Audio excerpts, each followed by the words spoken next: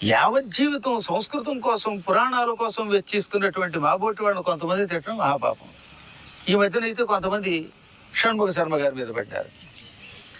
ఆయన కష్టపడి చదువుకుని అనుష్ఠానం చేసి ఒక విషయం చెప్పాడు. ఆయన చెప్పింది నీకు నచ్చలేదు అనుకో, అయ్యా మాకు నచ్చలేదని చెప్పి, అంతేగాని సడన్ గా ఆయనేమో నువ్వు అలా అయిపోతావు ఇలా అయిపోతావు అని చేప పెడితే మీ బోడి చేపలు ఆయనకేం తగలవు.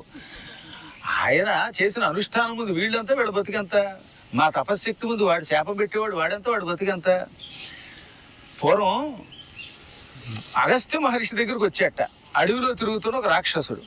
వాడు నిరంతరం గోమాంసం తినేవాడు. వాడు వచ్చి అగస్త్యుడు వాడి తమ్ముడిని సోదరుడిని ఇల్వలాసురుణ్ణి వాతాపిని చంపాడండి.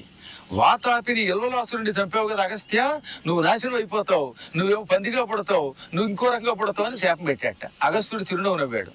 అలా వాడు అంటూ ఉండగా వాడే పంది అయిపోయాడు. ఎందుకని మహాతపస్యారి అగస్త్యుడంటే సముద్రం మొత్తం తాగిన మహానుభావుడు, వింధ్య పర్వత గర్వం సర్వం కర్వం చేసినటువంటి వాడు ఆయన. ఇల్వలాసురుణ్ణి వాతాపిని చంపినటువంటి వాడు. ఇంతటి తపస్యాలి దగ్గరకు వచ్చి నువ్వు పంది అయిపోతావు అని చెప్పబడితే వాడు పంది అయిపోతాడు. అందువల్ల మీకు ఏదైనా గొప్ప పద్మాకర్ గారినో లేకపోతే ఇంకొక షణ్ముఖ శర్మ గారు ఇలాంటి వాళ్ళని మీరు పందులు అయిపోండి గాడిదలు అయిపోండి అని చెప్పిస్తే మీ శాపములు వాళ్ళకి తగలవు సరిగదా, తిరిగి వచ్చి మిమ్మల్ని కొట్టేస్తాయి. కాశీరాజు ఉన్నాడు కదా, శ్రీకృష్ణ పరమాత్ముడి మీదకి కృత్యుని పంపాడు. మహాభాగవతంలో ఉంది కదా, ఇంటికి వెళ్ళాక భాగవతం చదవండి, దశమస్కంధంలో ఉంటుంది.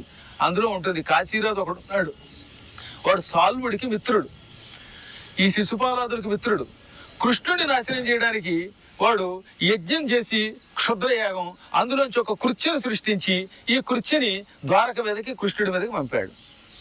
వెంటనే కృష్ణుడు ఏం చేశాడు, సుదర్శన చక్రం విడిచిపెట్టాడు. ఈ చక్రం వెళ్ళి ఆ క్షుద్రశక్తిని కృత్యను ఒక దెబ్బ కొట్టింది. అది బాబోయ్ నరుస్తూ వెనక్కి వచ్చి ఈ యజ్ఞం చేసిన కాశీరాజు గారి కొడుకుని ఋత్విక్కుల్ని భస్మం చేసి అది నాశనం అయిపోయింది. ఈ పురాణాల్లో ఎక్కడో లేదు, భాగవతంలో ఉంది ఇది. భాగవతం దశమస్కంధంలో, వ్యాస భాగవతంలో, తెలుగులో పోతన గారి భాగవతంలో కూడా ఉంటుంది. కాబట్టి కృష్ణుడి మీదకి పిచ్చి వేషాలు వేసి క్షుద్ర ప్రయోగాలు చేసి కృత్యాలు పంపితే వాడు నాశనం అయిపోతాడు. శివుడిని తిడితే వాడే నాశనం అయిపోతాడు. మహాత్ములై నిరంతరం 18 పురాణములను చదివి చెబుతున్న వాళ్ళని ఎవరైనా శాపాలు పెడదాం అనుకుంటే వాళ్ళ శాపం వాళ్లే కొట్టి వాళ్ళు నశిస్తారు. కాబట్టి ఇలాంటి పాపములు చేయకూడదు. తెలియక చేస్తే దానికి ప్రాయశ్చిత్తం జలమధ్యములో ఉన్న లింగమునకు అభిషేకం చేయటం. తెలిసి చెయ్యకూడదు.